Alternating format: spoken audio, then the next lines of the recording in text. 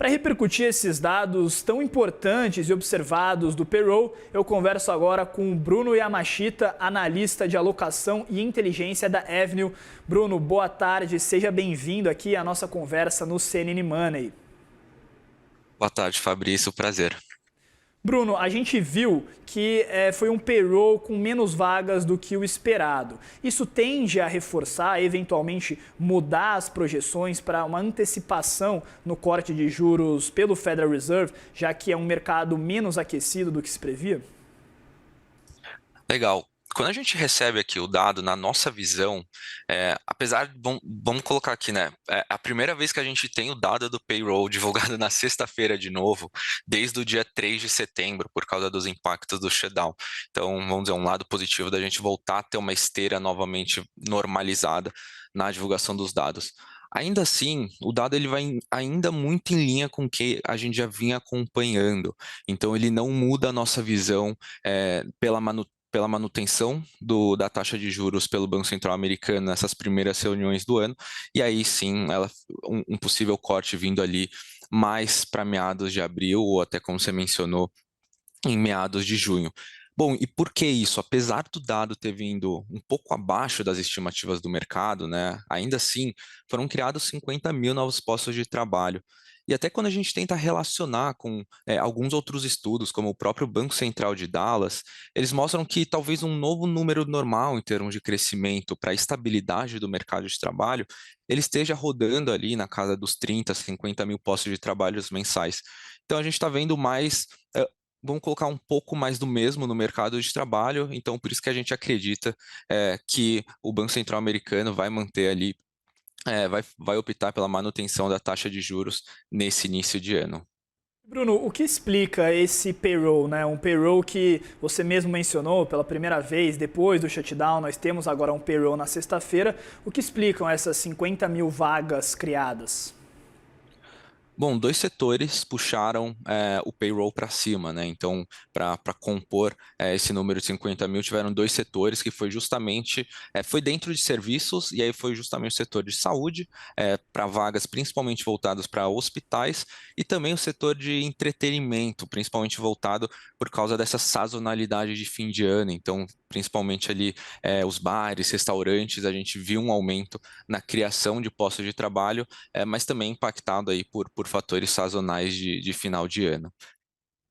Quando a gente pensa, voltando a falar um pouco sobre Federal Reserve, quando a gente pensa nas decisões do Fed, a gente sempre leva em consideração o mandato duplo, né? E aí a gente ressalta o cuidado com a inflação e com as vagas, com o mercado de trabalho, mas tem um fator que desde que Donald Trump assumiu, que são as tarifas. A gente pode ter decisões da Suprema Corte sobre a legalidade das tarifas impostas, e a gente tem visto que no ano passado os setores americanos conseguiram não conter, não colocar no preço o impacto das tarifas, o que agora com os estoques acabando, isso pode ser levado em consideração em 2026. Eu queria te perguntar até que ponto as tarifas são decisivas nesse ano de 2026, tanto nos postos de trabalho, mas principalmente na inflação, e quanto isso pode impactar a avaliação do Fed. O mandato duplo do Banco Central americano, ele acaba sendo talvez um dos trabalhos mais difíceis de conseguir realmente trazer esse balanço em termos de mercado de trabalho estável e uma inflação controlada, principalmente nesse cenário que a gente vem acompanhando desde o ano passado. Então, quando a gente olha para a inflação, a gente vê que existem os riscos de curto prazo, talvez de um possível aumento de tarifa. Mas a gente viu que ele foi sendo diluído ao longo da cadeia, vamos dizer, de suprimentos, porque as empresas foram absorvendo isso. É verdade que, igual você mencionou, o estoque das empresas eles vem reduzindo, mas esse impacto ele vai ser talvez mais diluído ao longo do tempo, e talvez ele não traria um risco tão grande para a inflação nesse curto prazo. É claro que pode ter um aumento ou outro, mas o Banco Central americano está enxergando um risco muito mais forte de desaceleração no mercado de trabalho, e que aí o mercado de trabalho desacelerando de uma forma mais forte, ele pode trazer uma menor confiança para o consumidor, e o consumidor com menos confiança, ele pode acabar impactando a demanda agregada, e aí sim a gente vê uma desaceleração mais forte da atividade.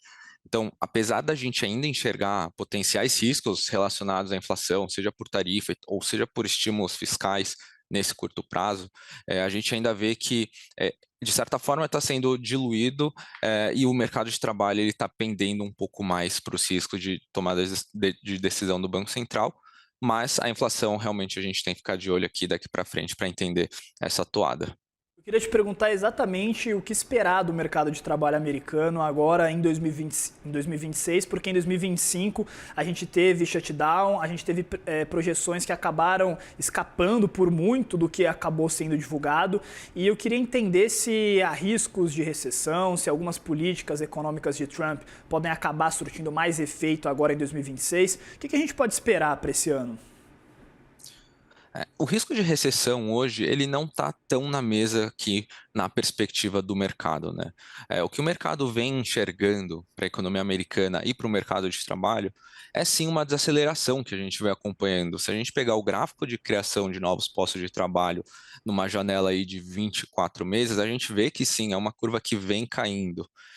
Mas ainda assim, o que a gente tem enxergado? A gente tem enxergado que esse mercado de trabalho ele ainda vai permanecer no que a gente chama da situação de, bom, tem um baixo nível de demissão, mas também tem um baixo nível de contratação.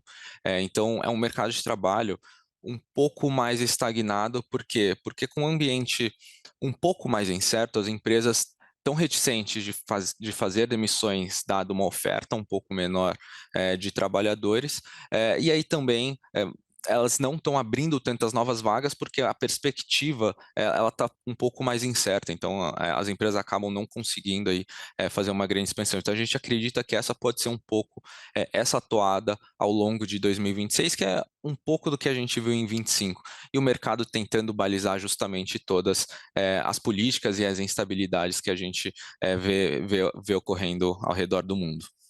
O Bruno, a gente pode acreditar que o mercado de trabalho americano, especialmente, assim como o asiático, ele vai ser pautado pela IA, pela inteligência artificial esse ano ou a partir dos próximos anos? Essa mudança de perspectiva no mercado de trabalho é algo para esse ano que está no radar?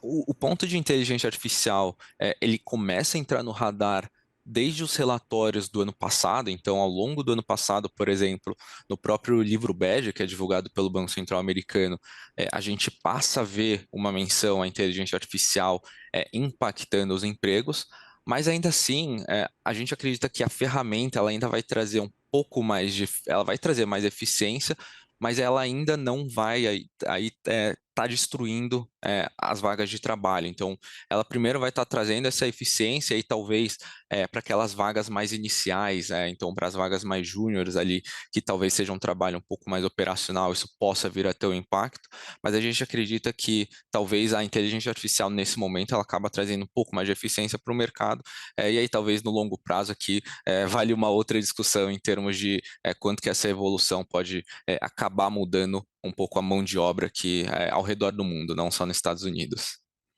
Tá certo, nós conversamos com o Bruno Yamashita, analista de alocação e inteligência da Avenue. Bruno, muito obrigado pela conversa, viu? Boa tarde. Boa tarde, obrigado eu.